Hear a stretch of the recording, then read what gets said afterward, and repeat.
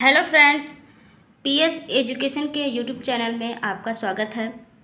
English कैसे सीखें, English कैसे पढ़ें और इंग्लिश का हिंदी मीनिंग कैसे निकालें, तो हम लोग सीख रहे हैं इंग्लिश को कैसे पढ़ते हैं, कैसे इसका हिंदी निकालते हैं और कैसे इसकी रीडिंग की जाती है, मतलब कि इसका प्रोनाउंसिएशन क्या होता है। तो ये सारी चीज़ें हम लोग सीख रहे हैं। तो आज की हमारी टॉपिक है द गंगा। तो हम लोग आज गंगा नदी के बारे में पढ़ने वाले हैं और साथ ही साथ हम लोग इंग्लिश रीडिंग करना सीखेंगे और अपनी प्रोनाउंसिएशन को हम इंक्रीज़ करेंगे। साथ ही साथ जितने भी वर्ड हमें मिलेंगे तो हमारा वर्ड पावर भी इससे इंक्रीज होगा और हमें इंग्लिश रीडिंग करना भी आ जाएगा।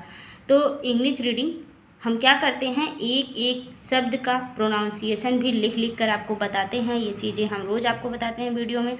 अगर आप चैनल पर नए हैं तो इसलिए हम रोज़ बता दिया करते हैं कि हम यहाँ पर लिख लिख कर हर चीज़ को बताते हैं ताकि आपको अच्छे से समझ में आए।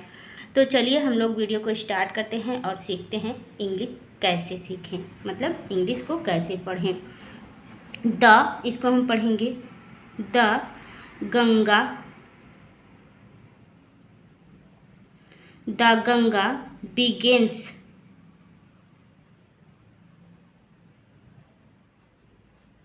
her. The Ganga begins her life from Gomukh. Life from Gomukh. The Ganga मतलब कि गंगा नदी। यहाँ पर दा इसलिए लगा हुआ है क्योंकि गंगा जो है एक इम्पॉर्टेंट नदी है, एक यूनिक नदी है। तो किसी को इम्पोर्टेंस देने के लिए, महत्व देने के लिए दा लगाते हैं। अगर दा लगाते हैं तो उसका महत्व बढ़ जाता है। बिगिन्स मतलब होता है शुरू करना, प्रारंभ करना, स्टार्ट करना।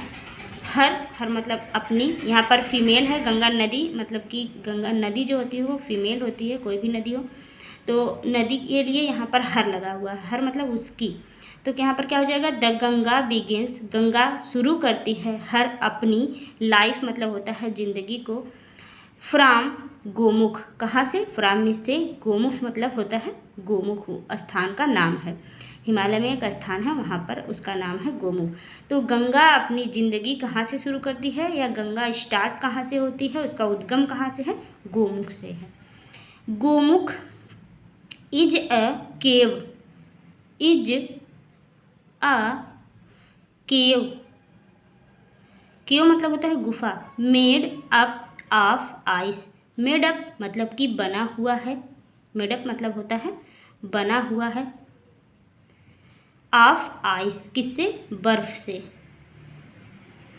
गोमुख क्या है, इज ए केव एक गुफा है, मेड अप ऑफ आइस जो किससे बना हुआ है, बर्फ से बना हुआ है। मतलब कि गोमुख बर्फ से बनी हुई एक गुफा है। इन द हिमालयाज, कहाँ पर, हिमालय में, हिमालयाज। गोमुख जो है बर्फ से बनी हुई एक गुफा है हिमालय में।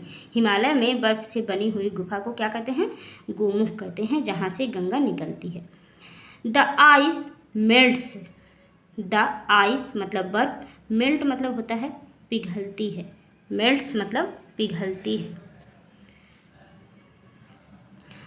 एंड बीकम्स, बीकम्स, बीकम्स मतलब होता है होना, बीकम्स वाटर, बीकम्स मतलब हो जाती है, बन जाती है, वाटर मतलब पानी।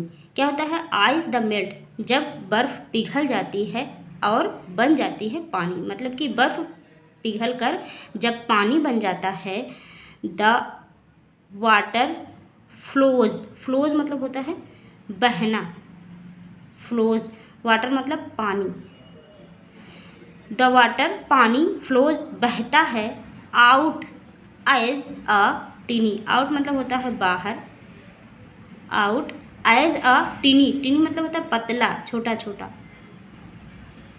छोटी छोटी, टिनी स्ट्रीम, स्ट्रीम मतलब होता है धारा, टिनी स्ट्रीम। क्या करते हैं, पानी जब बर्फ़ जब पिघलता है, पानी बन जाता है तो छोटी छोटी धाराओं में फ्लोज मतलब बहने लगता है, बहकर बाहर आता है गुफा से। As the Ganga flows, as the Ganga, जैसे गंगा, फ्लोज मतलब बहती है, डाउन मतलब कि नीचे की तरफ, जैसे जैसे गंगा नीचे की तरफ बहती है, द माउंटेन्स, कहाँ से, माउंटेन्स पर्वत से, माउंटेन मतलब होता है पर्वत, माउंटेन इसका मतलब होता है पर्वत, जैसे जैसे पर्वत से नीचे की तरफ गंगा बहती है, मोर एंड मोर, और अधिक मतलब अधिक और अधिक, लिटिल स्ट्रीम्स ज्वाइन, लिटिल मतलब छोटी छोटी, लिटिल स्ट्रीम, स्ट्रीम मतलब होता है धारा, छोटी छोटी धाराएं, ज्वाइन मतलब होता है मिल जाती हैं, ज्वाइन, ज्वाइन मतलब होता है मिलना। इसमें क्या होती है, जैसे जैसे नदी नीचे की तरफ आती है उसमें छोटी छोटी धाराएं मिलती चली जाती हैं, हर मतलब उससे छोटी छोटी और धाराएं इधर उधर से आकर मिलती हुई उसमें चली जाती हैं। इसलिए मतलब होता है इसलिए, द गंगा बीकम्स, इसलिए गंगा बन जाती है, बिगर, बिगर मतलब और भी बड़ी, बिगर मतलब होता है और बड़ी, और भी बड़ी बन जाती है, एंड बिगर और बड़ी मतलब बड़ी और बड़ी होती चली जाती है। सी फ्लोज, वह बहती है, फ्लोज मतलब होता है बहना, वह बहती है, डाउन, डाउन मतलब होता है नीचे की तरफ, वह नीचे की तरफ बहती है, द माउंटेन्स, कहाँ से, पर्वत के, वह पर्वत के नीचे की तरफ बहती है, वेरी फास्ट, वेरी फास्ट मतलब होता है बहुत ही तेज़ी से, वेरी फास्ट। जब कभी भी पानी जब ऊंचाई से नीचे की तरफ गिरेगा, जब ज़्यादा ढलान होगा, ज़्यादा स्लोप होगा, तो पानी जाहिर सी बात है कि पानी बहुत तेज़ से वहाँ से तेज़ी से फास्ट से मतलब कि वहाँ से नीचे तेज़ी से नीचे की तरफ आएगा। तो वही बता रहा है कि जब पर्वत से नीचे नदी उतरती है तो बहुत तेज़ी से वहाँ से बहते हुए नीचे की तरफ आती है। फिर क्या होता है, सी बीकम्स, वह बन जाती है, वाइडर मतलब चौड़ी, जब ज़्यादा स्लोप होता है तो धाराएं पतली होती हैं और जैसे जैसे नीचे आती है वह चौड़ी होती चली जाती है। वाइडर मतलब होता है चौड़ी,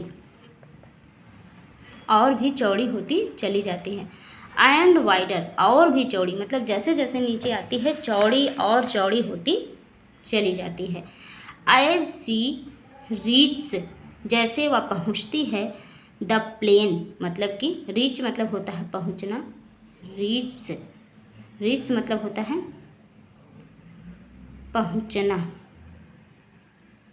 जैसे जैसे वह नीचे की तरफ पहुँचती हैं, कहाँ पर, प्लेन, प्लेन मतलब होता है समतल स्थान पर, जैसे जैसे वो मैदानी स्थान पर समतल स्थान पर पहुँचती है तो पानी क्या होता है, अब ढलान तो रहता नहीं है तो पानी क्या होता है, फैल कर बहने लगता है, तो वो और चौड़ी होती चली जाती है। तो यही चीज़ बता रहा है कि गंगा नदी जो है गोमुख से, हिमालय के गोमुख से निकली हुई और छोटी छोटी धाराओं से मिलते हुए वह नीचे की तरफ आती है। जब नीचे की तरफ आती है तो बहुत तेज़ उसकी गति होती है और जैसे जैसे वो प्लेन मतलब कि समतल ज़मीन पर आती है तो वह चौड़ी और चौड़ी होती चली जाती है। तो आज हम लोगों ने इतना देखा, अगली क्लास में हम इसको और आगे बढ़ाएंगे। तब तक के लिए आप इतना देखिए, थोड़ा थोड़ा करके हम लोग पढ़ेंगे, कोई जल्दीबाजी नहीं है, थोड़ा थोड़ा हम लोग जितना ही पढ़ेंगे उतना हमको समझ में आना चाहिए। तो नेक्स्ट वीडियो में हम इसको और आगे बढ़ाएंगे कि फिर ये कहाँ कहाँ से होते हुए कैसे कैसे ये गंगा नदी जाती है।